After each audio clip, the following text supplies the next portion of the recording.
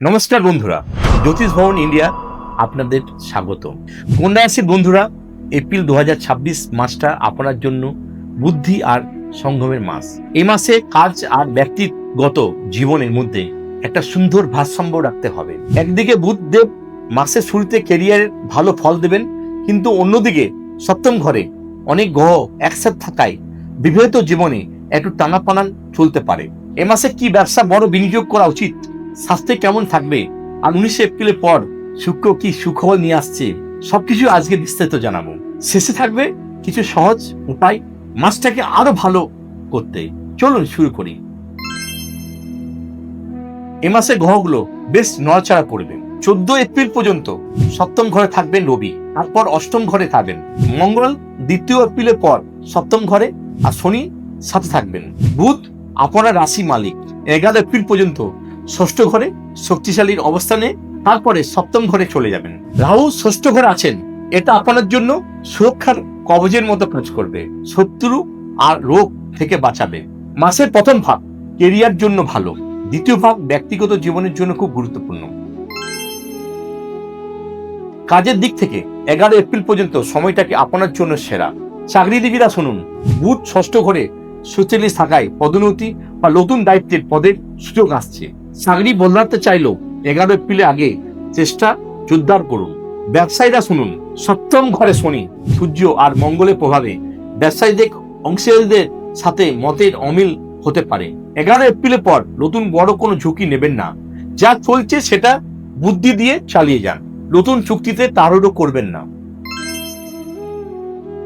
আর্থিক দিক থেকে কন্যা রাশির জন্য এই মাস বেশ ভালো। টাকার ঘরের মালিক শুক্র 19 এপ্রিল পর্যন্ত অষ্টম ঘর থেকে আপনার দ্বিতীয় ঘরে দেখছেন। এতে হঠাৎ টাকার লাভ আর ভালো সঞ্চয়ের সুযোগ তৈরি হচ্ছে। বৃহস্পতির শুভ দৃষ্টি আপনার টাকার ঘরে আছে, তাই আর্থিক অবস্থান ও স্থিতিশীল থাকবে।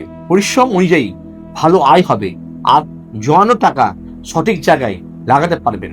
19 এপ্রিলের পর শুক্র ভাগ্যের ঘরে গেলেও ভাগ্যের সাহায্যেও আর্থিক লাভের সম্ভাবনা বাড়বে। স্বাস্থ্যের দিক থেকে এপ্রিল মাস গড়পড়তা থাকবে। এপ্রিল পর্যন্ত বুধ ষষ্ঠ ঘরে রাহুর সাথে থাকায় ছোটখাটো ইনফেকশন, পেটের সমস্যা হতে পারে, তবে রাহুর অবস্থান বড় রোগ থেকে বাঁচাবে। শনি দৃষ্টি লগ্নে থাকায় আরো কান্তি লাগতে পারে। 14 এপ্রিল পর রবি অবস্থান খুবই অনুকূল নয়, তাই শক্তি একটু কম লাগতে পারে। সহজ কথায়, পরিমিত খাওয়া, নিয়মিত ঘুম আর শরীরের পর্যাপ্ত বিশ্রাম আপনার কিন্তু খুবই প্রয়োজন। প্রেমের ব্যাপারে 19 এপ্রিল পর্যন্ত শুক্র অষ্টম ঘরে আছেন। এই সময়ে নিজের চিন্তাভাবনাকে পরিষ্কার রাখুন, কোনো অসঙ্গত আচরণ করবেন না, নইলে বদনামের ভয় আছে। 19 এপ্রিল পর প্রেমের জীবনে মিষ্টি ভাব বাড়বে। বিবাহিতদের জন্য বিশেষ করে 2 এপ্রিল থেকে 14 এপ্রিল মধ্যে সাবধান।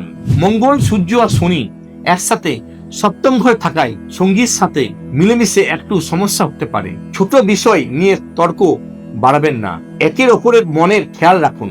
মনে রাখবেন, ধৈর্য আর কথা বলাই হচ্ছে আপনার একমাত্র চাবিকাঠি, যে কোনো সমস্যার সমাধান কিন্তু করে দিতে পারে। পরিবারের ব্যাপারে বৃহস্পতি দেবের কৃপায় আপনার উপর থাকবে। দ্বিতীয় ঘরে গুরু দৃষ্টি বড় সমস্যা আসতে দেবেন না, তবে মঙ্গলের প্রভাবে মাঝে মাঝে পরিবারের কারুর সাথে মতের অমিল হতে পারে। আপনার বুদ্ধিমত্তা দিয়ে সেটা মিটিয়ে নিতে পারবেন। ঘর সংসার বৃহস্পতি দৃষ্টির সুখ সুবিধা বাড়বে। ঘরে ছোটখাটো সংস্কার বা পরিবর্তন হতে পারে। মাঝে মাঝে ছোট বাধা আসলেও মোটের উপর ঘরের পরিবেশ ও শান্ত ও সুখের থাকবে। মাসটাকে আরো শুভ করতে এই 3টি কাজ অবশ্যই কিন্তু করবেন। ছোট মেয়েদের লাল রঙের মিষ্টি খাওয়ান আর তাদের আশীর্বাদ নিন। এই মাসে খাবারের লবণ কম খান। রবিবার দিন লবণ খাওয়া থেকে বিরত থাকুন। নিয়মিত গণেশ চল্লিশা পাঠ করুন, এতে আপনার রাশির মালিক বুধকে শক্তি দেবে আর সব বাধা থেকে দূরে রাখবে। শেষ কথা, কন্যা রাশির বন্ধুরা ইতিবাচক থাকুন আর এই উপায়গুলো মন দিয়ে পালন করুন। ভিডিওটা যদি ভালো লাগে তাহলে অবশ্যই লাইক আর বন্ধুদের সাথে শেয়ার করুন। নিজের কুণ্ডলী দেখাতে চাইলে আমাদের সাথে যোগাযোগ করুন। আমাদের যোগাযোগ নাম্বার হলো 9749191271। জ্যোতিষ ভবন ইন্ডিয়াকে সাবস্ক্রাইব করুন আর পরের ভিডিওতেও দেখা হবে। ধন্যবাদ।